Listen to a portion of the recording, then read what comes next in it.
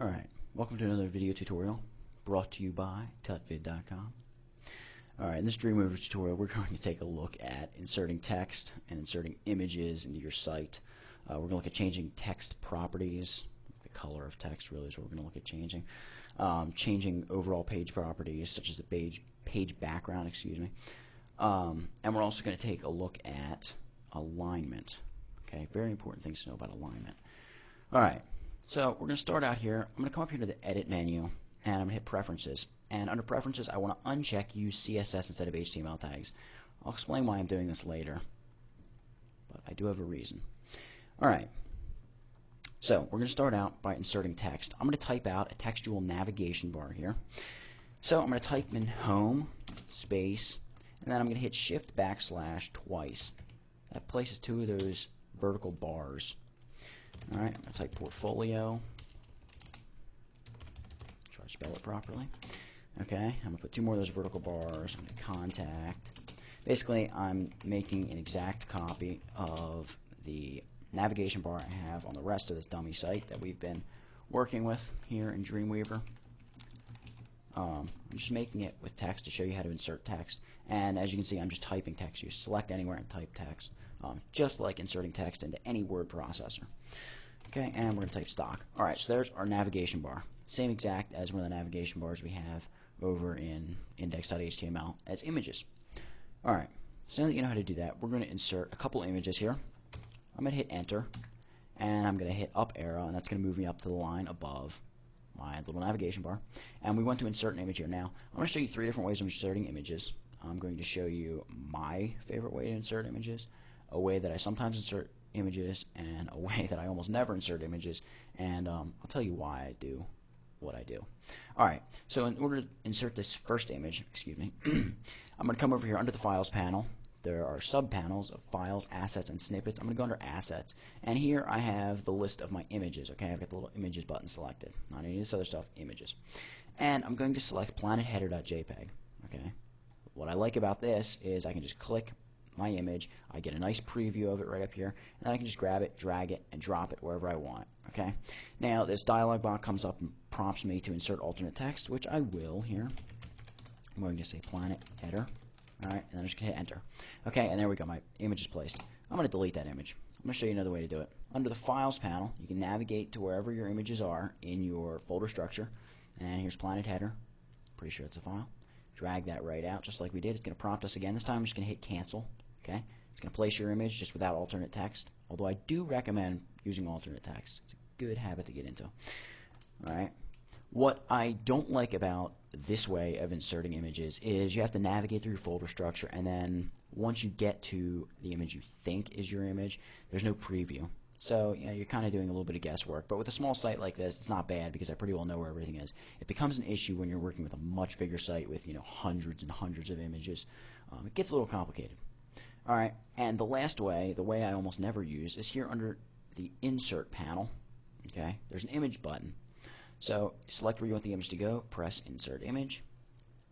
What Dreamweaver is going to do is bring you, or pop up, the browser dialog box, your operating system's browser, and in this case it's automatically located the Images folder. Okay, this is where it brought me. And here I happen to know that Planet Header is the correct one, although it does give me an image preview here as well. Then I hit OK. Prompts me for the alternate text, which I'm going to give it, and hit OK. Okay, and there. That way I almost never use because you got to dig out the insert palette, and you got to go through your whole browser, and it's all kinds of click in and all of that. Although you do get a preview, so not everything about that way is bad. All right. What we're going to do now is take a look at some image properties. The image properties, as you can probably imagine, can be found in the Properties panel, but they only show up when you actually click the image. Okay, so now we're looking at the specific image properties of this header image. Alright, we're not going to go over everything in this Properties panel, but a couple things I'm going to touch on. W and H are the width and height in pixels of your image. You can resize the image here, but I don't suggest you do it because it can make it look really bad. You still have your resizing in an actual image editing program such as Photoshop or Fireworks. Although if you do change the size here, Dreamweaver does have some editing tools here, and one of which is this Resample, which helps your image look better after you've resized it in Dreamweaver instead of an image editing software or image editing program. Alright, here's the source of your image. You can use this little pick whip. We'll drop into our images folder, and we can grab another photo if we want, or in this case an image, not a photo. Alright, but I want the planet header one. I'm going to leave that one. You can link your image, okay, to hyperlink. Link it to another site, another page in your site, whatever. Alternate text is here. Class, that has to do with CSS. We're not going to worry about that right now. All these editing options we're not going to get into right now, although those you can play around with and they're pretty interesting. Border, you can add a pixel border. Okay, in this case I'll do 25 pixels. Now something to know about the border is that will turn blue if you connect a link to this image. Okay, so you just want to keep that in mind. Align, we're going to talk about this image alignment later on, okay, as well as you just have this default aligning. But this is actually a different kind of alignment. We're going to talk about that, though, towards the end of this tutorial. Low source, what this is some designers, if you're loading up huge images or bigger images, they'll load in a 2-bit or a black and white image, something that loads quickly to kind of give people a preview of what they're about to see. This generally you're not going to use unless you're loading up big images. And this is some image hotspot, image map stuff. Alright, so we're not going to get into that in this tutorial. But that's the basic properties of an image and how you can play around with images, linking them, getting new images through the properties panel by switching out the source, and also changing your alternate text later on. Some people need to change it later on. Alright, so that's that. We're going to place one more image here. I'm going to hit enter or return, and I'm going to come into my assets panel. I'm going to grab the tree and sunset.jpg. I'm going to drag and drop it, and I'm just going to write tree and sunset. Place that image right there. Okay, so now I've got my header, my navigation bar, and my image. Alright, so now we're ready to take a look at editing page properties. These are page-wide properties that we're going to edit. We go up here to modify and hit page properties. Okay. Another way to do this actually is under here in the properties panel. If you just select anywhere, just white space on the page, you can hit page properties. Now, if you remember at the beginning of the tutorial, we went into edit, preferences, and we changed and told Dreamweaver not to write our properties, I believe it says, in CSS. Okay, yeah, we unchecked use CSS instead of HTML tags, and Dreamweaver just started doing that, and I believe it was Dreamweaver MX 2004, the version right before Dreamweaver 8. And it is using CSS as its default language when it comes to editing like these page properties and whatnot. But I am not using that in this tutorial, number one, because this tutorial is not on CSS. Not that I don't like CSS. CSS is the way to go when you're designing stuff like this. But this is going to be the easier way for you to work if you don't know CSS or, there's any number of reasons. Okay? This way, though, Dreamweaver is just using HTML or XHTML to specify these properties in your page. Alright, the first option we have here is a background image. And a background image in Dreamweaver, or in any website for that matter, is an image that appears behind all the rest of the content on your page, hence the name background image. Okay, and here I've got this little blue image. Okay, you can see it's a 100 pixel by 150 pixel JPEG. Now that obviously is not going to be big enough to cover the entire background unless it's stretched a lot. Well, by default, when you place a background image that's too small, it does what's called tiling, and you're not really going to be able to see it very well. But what it does is it just repeats itself over and over and over again. What I'm going to do is I'm going to find an image that is more suitable. Okay, like this image right here, home. Alright, when I hit apply, you can see that it's just repeating itself over and over and over and over and over again. And if you spent any kind of time browsing on the web at all, you've probably come across that kind of thing. It's called tiling. Alright, so that's exactly what this is doing here. Okay, but I don't want to use that background image, so you can just highlight it and delete it. What I want to do is use a background color. By the way, you can hit apply here, and that will keep updating your page as you make changes. Alright, so to change the background color, we're going to select that. We're going to click the little swatch, and it opens up this color window. Now we can come through here and click any number of these colors, or any one of these colors. You can't select any number of them. You have to pick one. Or if we don't like any of these colors, we can come over here to continuous tone. Here's another spectrum of colors. Now I would like to point out that color cubes and continuous tone are the two web safe color palettes here. Windows OS, Mac OS, they're not web safe, and grayscale obviously is just grayscale, so you're fine with that. But generally that's not going to be what you're going to use to design an entire website. Alright, I like to use color cubes. I like the organization. It's nice and neat. Although I did point out that these are web safe. Web safeness is not something you really have to be concerned about anymore. Nearly every machine out there, every machine that's being made today, has a video card that can display millions of colors. Back in the early days of the internet, there were still computers that could only display 250 some odd colors or 250 some odd colors. That's when you had to concern yourself about being web safe. Nowadays, it's not so much of an issue. Matter of fact, Dreamweaver has this system color picker right here, which brings up the system color picker and allows you to pick any color you want, and you can basically mix and match your own custom colors, okay, which is nice. So I can just hit add custom colors, okay, and if I hit apply, you can see that that color is now my background color. Alright, or a very cool way to select colors is, if you notice, when we bring this up, we have an eyedropper. Okay, you can move that off of the color palette, and you can see out here it's white, or we can even move it to our document, and we can select the orange in the logo. Or in this case, I'm going to try to select one of these tones here that's in my image, like that tan there in the sky. Okay, I'm going to apply that. Alright, so I've got that as my background. I like that. And then for my text, I want to select one of these darker browns, almost black here in the bark of the tree. Okay, and I'm going to hit apply. And that's all I'm going to do in here for now, although I will point out that links, visited links, and active links, those are all other color properties you can change.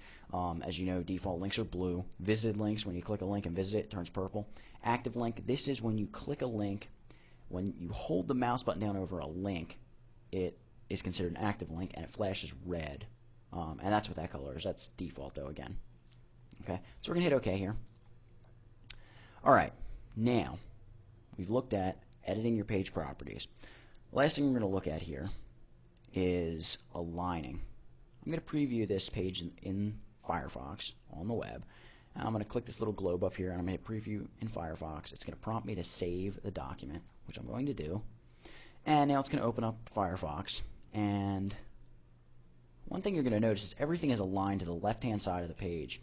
Well, generally speaking, you're going to want to be able to move stuff around. You know, you're not going to want everything to always have to be aligned to the left side of the page. Well, Dreamweaver has alignment options and alignment tools. We're going to align this stuff to the center of this page. We're going to select Planet Photography up here, the header, and come down here into your Properties panel, and right here we're just going to hit Align to Center.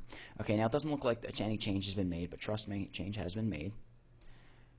Over here, all we have to do with this text, we can select all of it, but if we just click next to it and hit Align Center, it's going to move it out to the center.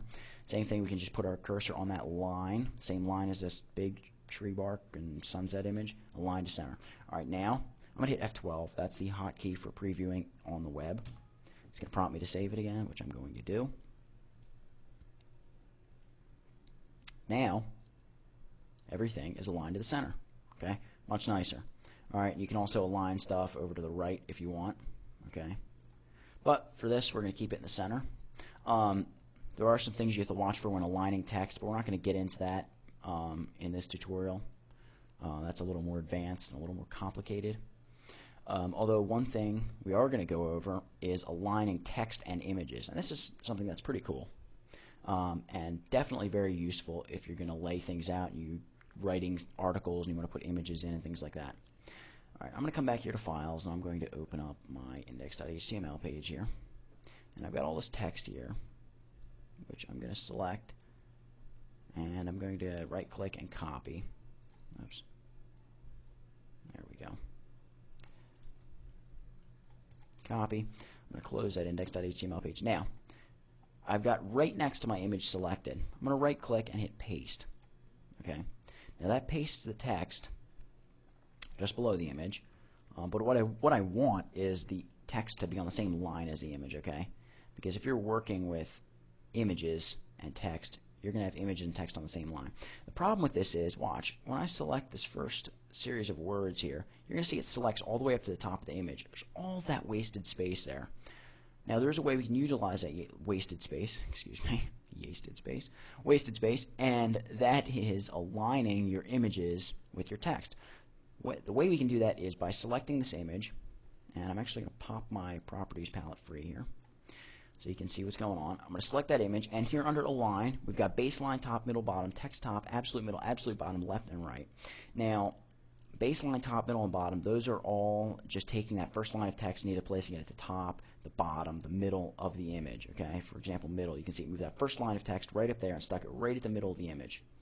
All right, now text top, absolute middle, and absolute bottom do the same things, except they align different parts of the text to that same part of the image. For example, if I align absolute middle, it looks almost exactly the same as middle, except it's a little lower. And the reason it's a little lower is because with middle,